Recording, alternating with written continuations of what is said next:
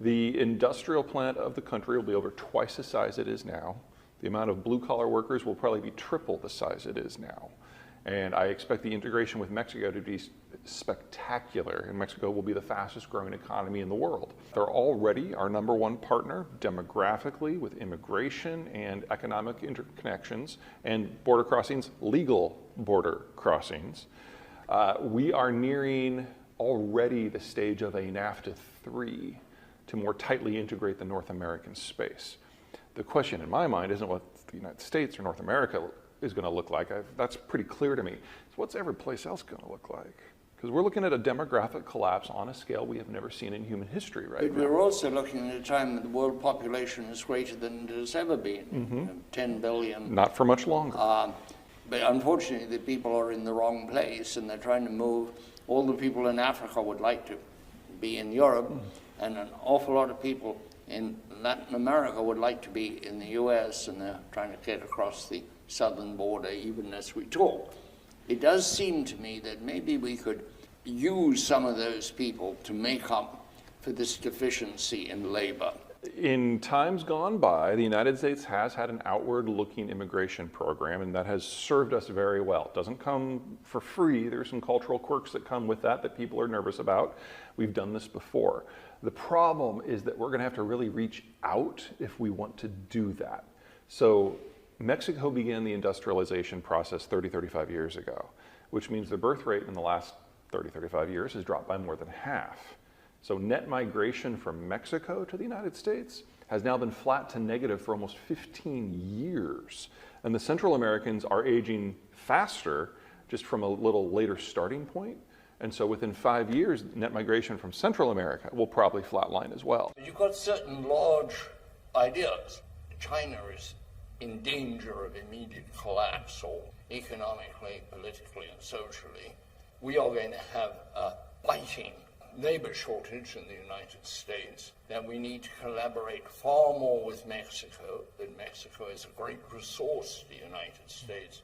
We have to do something about the Mexican infrastructure and get beyond the northern border into the hinterland of Mexico, which is still really underdeveloped, and the people are not liberated from traditional ways yet, not quite ready for industrialized society, and that we probably will have a ghastly chip shortage, which will prevent, say, the acceleration of artificial intelligence. Well, a lot of these are interconnected, especially when you look at the demographic side of things. So very, very, very short version. We all used to live on farms, and for most of the world it was up like that until 1950. But with globalization, we all started taking industrial jobs and moving into towns. And when you live on farms, you have as many kids as you can, plus one. That's how you find out it's too many. But when you move into town, kids are no longer free labor. They're an expense. And you have fewer and fewer and fewer of them. You play that forward 75 years, and we've got population shortages in large parts of the world, up to and including here and in Germany and in China. When the economic structure transforms to match the demographic structure, everything else has to change with it. So in the case of the Chinese, they're no longer the low-cost producer. In the case of the Germans, they're not going to be able to maintain their industrial output. And you break down those systems, and we have no choice but to look in China in a new light. And all of a sudden, Mexico is far more important than it has been. You've got fairly different situations. The worst population contraction is in Japan. Not anymore. No, where is it worse? The Japanese are still the world's oldest society, age-wise, but they have been able to take baby steps for the last 30 years to slow down the decay, and now Thailand and Germany and Italy and Poland and China and Korea and Taiwan are all aging faster. During, if you'll accept this is my premise, and argue with me if you have the temerity, my premise is that artificial intelligence will have an effect quite different from the one of the Industrial Revolution. And the Industrial Revolution produced an industrial society that made things and needed more people to make more things, and more people consume more things, and we got to where we are today. Now we have artificial intelligence, but it doesn't come at a time when we're an industrialized society. It comes at a time when we are a service economy, and it looks like it will wipe out service jobs. What do you say to that? That in fact we won't have a labor shortage, we're going to have too many people out of work, particularly in the lower tier of the employment structure? Well, I'd say a couple of things that I have a problem with there. Number one, if China and Germany go the direction I'm expecting, then that's a lot of industrial plant, a lot of manufacturing that creates stuff that is going to go away. And we're going to have to build it ourselves if we still want things, especially in the electronics and computing space. So the proportion of workers in the United States that are in services is going to have to shrink in order to grow these other sectors. Second, the balance of production and consumption is what defines economic health and structure. And even if AI does everything we hope it will do, that's only on the production side of things. You still need consumers, and that means you still need people who are under age 40 to do the consuming. But those people need incomes. You can't consume. You talk about Mexico. I can take you to parts of Mexico where people are not consuming, not even have a home or food, because they're not going to go out and substitute for middle-class Americans buying everything they can get on their credit cards. The partial solution for that is infrastructure so they can participate in a more industrialized society. We've certainly seen that work very well in the north of the country. Because we put in factories, industrialized. Well, by we, you mean us and the Mexicans together? Yes. Okay, absolutely. No, it's obviously collaborative. We didn't go there as an imperial power and say we're going to make our cars here, or many things I know that are made in Mexico that people, for example, turbines are made there and all sorts of interesting things. But nonetheless, we're going to have probably, or at least according to my expectations, a surplus of people who do simple work. But not artisans, the people who are actually under artisans, the entry-level jobs, catering, hotel work, this sort of thing. And farming has already been largely automated. True. And in a speech you said that you couldn't pick fruit, tropical fruit with machines, but you can with AI and sensors. In fact, they gently take that avocado off and put it in the box. They are working on that, and it really depends upon what the crop is. So probably, assuming the current pace of technological advance holds, big if, we'll be able to do a lot of apples within the next 5 years, but things like mangoes and avocados and cherries are much I think mangoes were what you mentioned. I don't think that's going to not happen. What you need is energy. And as you very correctly said, you need the chips, and we're chip deficient. And according to what I heard from you, and I thought it was very insightful, we're going to have a terrible shortage, a crisis in the high end of chips, which do AI, but do a lot of other things. Explain for our viewers the chip shortage. All manufacturing processes have multiple steps in order to make it happen. And the final product that comes out of the assembly line is only one step of that process. You have to build things that build the facilities that build the end product. And in the case of the high-end chips, 10 nanometer and smaller, there are 9,000 steps just to get the facility online. And the majority of those steps are 4,500 companies that only produce one product for one customer. And they're spread out around the world with a heavy emphasis on North America and Europe. So if one country, for whatever reason, kind of falls out of that constellation, we lose the ability to attempt to be able to make the chips, because these companies have been specializing on this for decades. It's globalization in physical form, and a lot of them only have a staff of 50 or less, and they're the only people on the planet who know how to do that one thing. So if something happens to, say, Germany, which with its demographics suggests that something's going to happen very hard to Germany, we lose the lenses that are necessary in the lithography. And we will have to rebuild that environment somewhere else with a more stable labor pool and the adequate capital and labor supply. That can't be done in 6 months. That's a 2 to 10 year process. And the more steps that we lose, the longer they're going to be out of whack.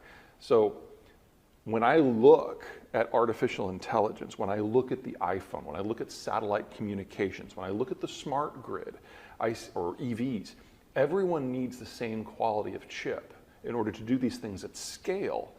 But if we lose 80% of the chips, we lose 80% of those applications. And will AI be the one that ultimately rises to the top and we collectively decide as a society this is what we absolutely have to have? Maybe we will.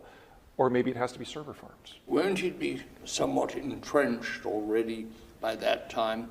We've already seen, as a professor at Berkeley said to me when I interviewed him, the people in immediate danger of transformative effects of AI are words in, words out people. He said language in, language out. Journalists, already we're in powerless shape because of how the internet has destroyed traditional models of publishing.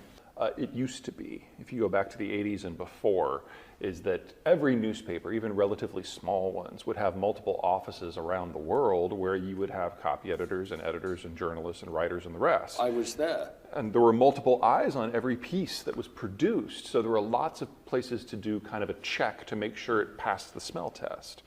But as the technology advanced and we got faxes, and then email, and then attachments, and now algorithms and AI, the number of people that were in use steadily shrank, especially away from the mothership. But the main thing was there was suddenly the advertising flowed away. Absolutely. And the revenue was not there. The model in the 80s and 90s and into the 2000s, publishing had a huge return on equity. It was one of the most profitable things you could do. And then it collapsed. Because it digitized. It collapsed because the advertisers didn't have to pay for the paper and the ink and printing. They could go straight, and they could identify the customer and be much more targeted. Right. And we went from broadcasting to narrowcasting, and lots of people with lots of eyes looking at every piece to very few people. And as a result, a lot of our reporting just turned into opinion instead of fact. Peter, what about the impact, Peter, of India on this? It has a population that has swelled to 1.4 billion. They are talented people. They make incredibly good engineers and technologists. And India has the largest diaspora of any country. And many of them come here, hundreds of thousands of Indians, playing a crucial, I think 3 of our largest tech companies have Indians as president or chairman. I mean, this is an enormous resource, and there's no attempt to stay at home. The Indians have not fought the brain drain that I'm aware of. This is a resource which can compensate for a lot. It will somewhat change the dynamics of America, but so will any closer relationship with the population dynamics will change, but so will any closer relationship with Mexico. So I wonder how you feel about that. Well, let's start with the good news. India is going to be fine. In a post-China world, they're going to have to do the same thing that we're going to have to do. They're going to have to increase their industrial plant to build their own stuff. They have the capacity to do that. You could argue that their labor force is more differentiated. They can be good at multiple things at the same time, whereas we usually just do the design and the high end. And so they can probably do it with a lot less stress. But they have no partners. They don't border a country that they like or that likes them.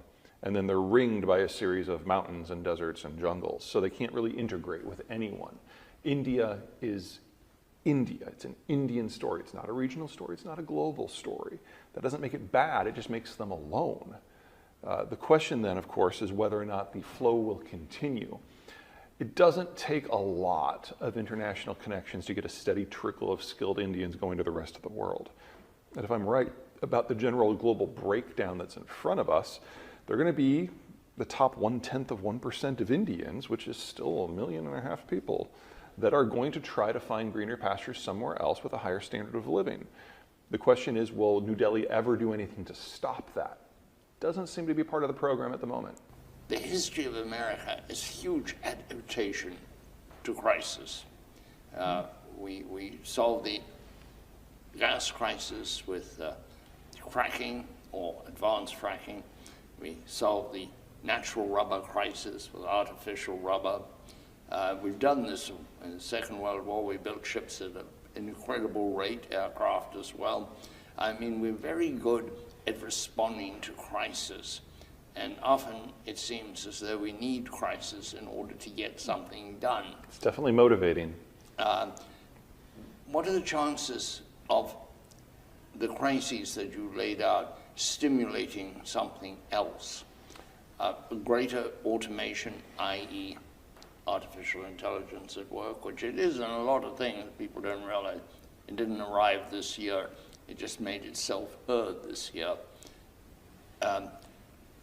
We're an innovative people, and so are the Brits for that matter. Look at what they created in the Second World War. Incredible things to help win the war, technological things, from tanks with hammers in the front beating the ground to get rid of the landmines.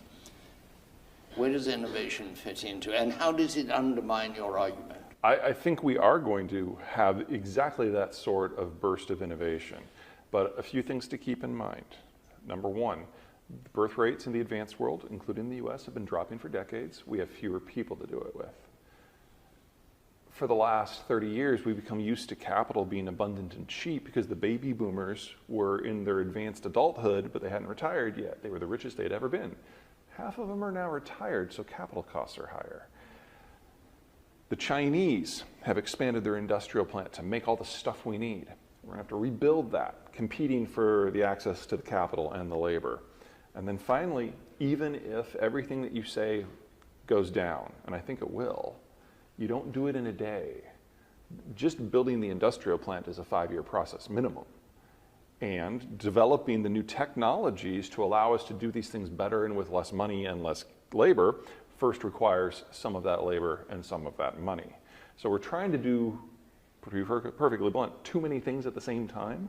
We'll get there, but it's not going to be as fast as it needs to be to avoid the disruptions. But part of the magic of America is we do a lot of things at the same time. One of the things I find perpetually stimulating about the US is that there's so much going on. I remember when I arrived in this country, I wrote to a friend in England and said, this is a fabulous place. You can do well here if you just do one thing well, like making beads. And that's still true. The other advantage we have over many countries, not all of them, but many, is that we have mobility of labor, which may be slowed down by the healthcare system as people cling to jobs because of benefits, but enormous people are leaving California now for Texas. Mobility of labor. In Britain, when I lived in Britain, you can get people moved from Liverpool to Manchester. It's next door. It's all, so that's one of our great advantages. The immigrant population, but you need to keep refreshing it to keep this dynamic going, which is that immigrants have no legacy. They're not bound down by social norms. They're not held back by what will people think, etc. And that's been a very powerful part. Now, there's been different immigrants over time. In the 19th century, there were various parts of Europe. 20th century, we've seen people from elsewhere in the world, including India, which I think is a very important dynamic, and Mexico. Can't we do all these things? We have such resources that we can offer the world. And if we're short of labor, print 1 million, 10 million, 20 million green cards and go anywhere in the world and people will volunteer to come here immediately. We can, we will, it's just going to take a few years. And in that time, the rest of the world is going to slide. As for the green cards, that's a political question.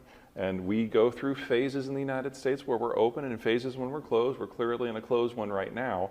And what we're doing is we're kind of waiting for organized labor to figure out where they're going to fall.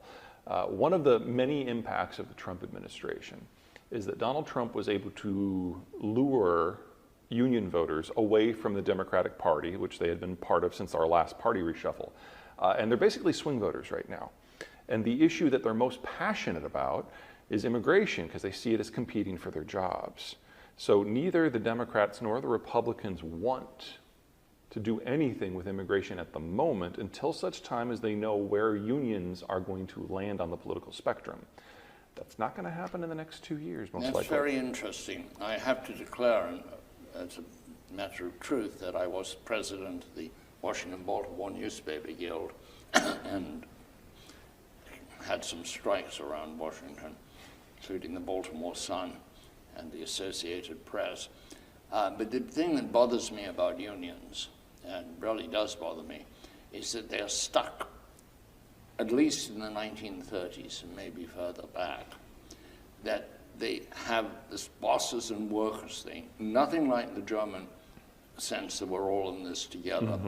And they had, the country, it seems to me, workers are crying out for some kind of representation, but not the old industrial revolution representation with strikes and strong arm and indifference to the economic reality.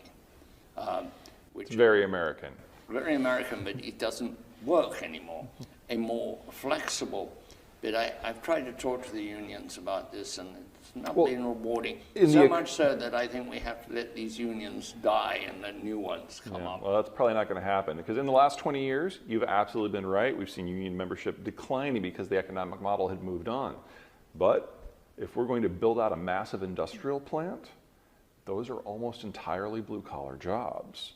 So we need more blue-collar workers than we have right now, and that gives the unions the opportunity of a lifetime in terms of establishing a higher degree of political power. They're not going anywhere. No, I agree with that.